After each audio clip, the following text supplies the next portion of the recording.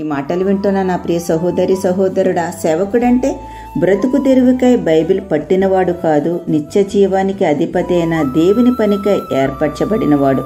నిత్య జీవమును పొందుకునే బ్రతుకును ఉపదేశించేవాడు. ఇంటింటా తిరిగి ప్రార్థిస్తూ కాలం గడిపేవాడు కాదు, ఇంటిలో దుష్టశక్తుల్ని తరిమే దేవుని శక్తి గలవాడు. శోధనలను దేవునికి చేరవేసే మీ సేవకుడు. వాక్యమును వివరించే మాటకారి కాదు, బ్రతుకులను సరిదిద్దే దైవావేశం కలవాడు.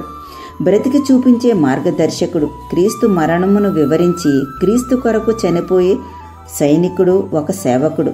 తన బ్రతుకు కోసం పోరాడే పనివాడు కాదు, తన బ్రతుకును దేవుని పనికే సమర్పించి పోరాడే యోధుడు.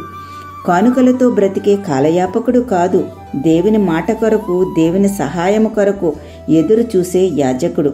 తన జీవితమనే కానుకగా సమర్పించిన సమర్పికుడు ఓ సేవకుడంటే.